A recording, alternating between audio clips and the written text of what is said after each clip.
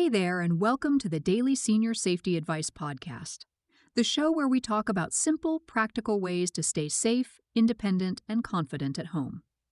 I'm Esther Kane, a retired occupational therapist, a certified aging-in-place specialist, and a dementia care specialist.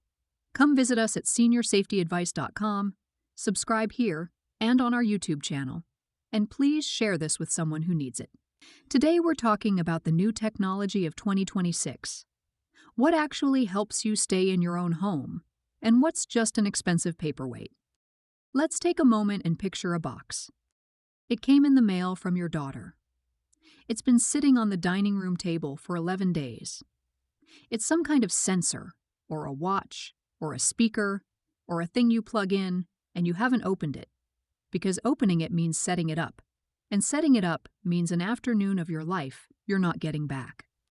So it sits there, and every time you walk past it, it says a little something to you. Not out loud, but it says it. Now listen, I'm not here to tell you that box is going to change your life. Half of what's sold to older adults right now is nonsense with a nice font. But the other half is quietly the best thing that's happened to aging in place in my entire career. The trick is knowing which half you're holding. I have to tell you something, as an OT, every home visit I'd find the drawer. There's always a drawer, and in it there's a pendant nobody wears, a tablet nobody charged, and a pill box with the wrong week still loaded in it. That drawer never told me the person was stubborn. It told me somebody bought a solution before anybody asked what the actual problem was. Let's deal with the objections, because there are 3 good ones, and they all deserve a real answer. The first is, I'm not a computer person. Hey, neither is most of this stuff anymore. And that's the actual news of 2026. The good things don't have a screen. A sensor on the wall has no buttons. A light that comes on when your feet hit the floor has nothing to learn. You talk to a speaker the same way you'd talk to me. If it requires a tutorial, it's the wrong product. That's not you failing the technology. That's the technology failing you. The second objection is the one nobody says out loud. It's that this stuff is a spy, that the minute you plug it in, your kids are watching you. And I want to be honest with you. That one isn't paranoia. That one is a real risk, and we're going to talk about it in a few minutes, because it's the most important part of this whole episode. The third is money. Some of this is genuinely expensive, and I'm not going to pretend otherwise. But the single most effective thing I'm going to name today costs about what you'd spend on a nice lunch, and a couple of them are free. All right, let's talk about what earns its plug. Start with light. Motion-activated lighting is the cheapest and best thing on this list, and it always has been. Little pucks along the baseboard, hall to bathroom. You sit up at 2 in the morning and the path lights itself. No fumbling, no hand searching the wall. Falls happen in the dark, and this makes the dark optional for about $20. Then the voice speaker. Not for the weather. For the fact that you can set a timer with your hands full, call your son without finding your phone, and, this is the one, say out loud that you need help while you're sitting on the floor, without having to reach anything. Which brings me to falls. The medical pendant has been around forever, and it has one great flaw, which is that people don't wear it. So the change in 2026 is that the sensor moved off your body and onto the wall. There are radar sensors now, no camera, nothing to charge, nothing to remember, that watch the shape of the room and notice when a person goes down and doesn't get back up. Nobody has to wear anything. Nobody has to press anything, and nobody's filming you. Medication is the other big one. The automatic dispenser has gotten simple and stubborn in the best way. It holds the whole month, it beeps at the right hour, it only opens the one little door, and it tells somebody if that door never opened. Half the hospital trips I saw in 30 years traced back to pills, doubled, skipped, or the wrong week entirely. This fixes more than it gets credit for. Add a video doorbell, because you can see who's at the door without opening it, and that keeps the wrong kind of visitor on the wrong side of the wood.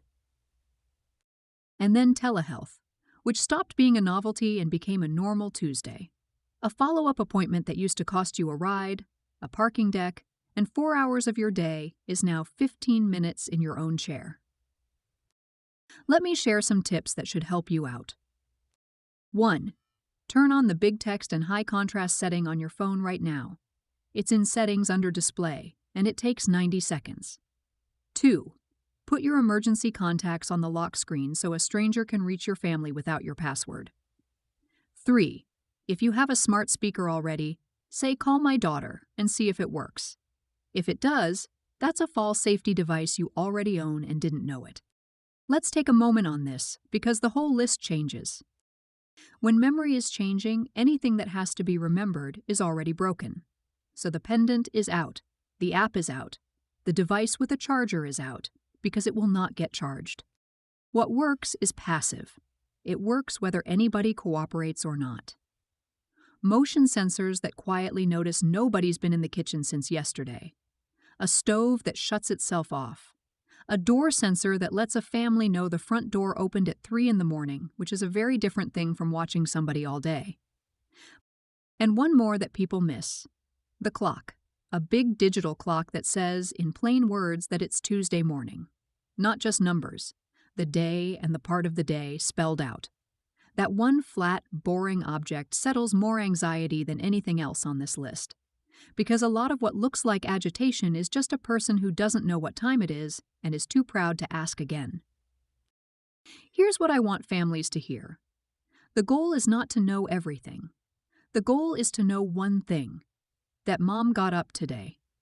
That's it. A system that tells you she moved through the kitchen this morning gives you your whole day back. A system that tells you everything she did all day gives you a job you didn't want and a mother who feels watched.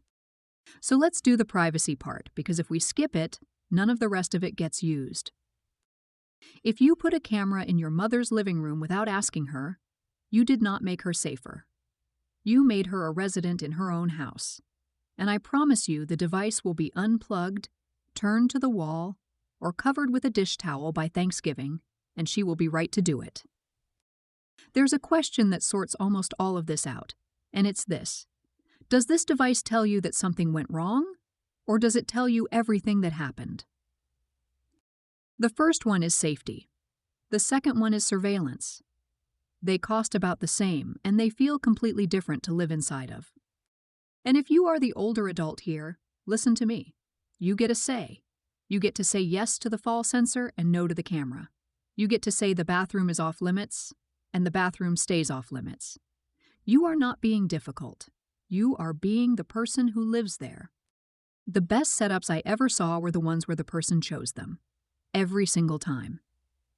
Here's a tip for family caregivers. If you're bringing a device to a parent, don't lead with the fall.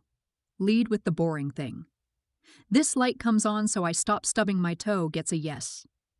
This is so we know if you're on the floor gets a no. And it gets a colder Christmas too. And whatever you do, set it up with her, not for her. If she never touched it, it isn't hers.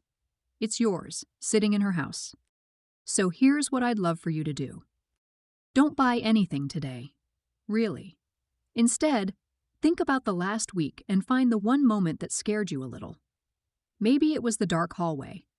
Maybe it was standing there wondering if you already took the blue one. Maybe it was a knock at the door you couldn't see. That moment is your shopping list.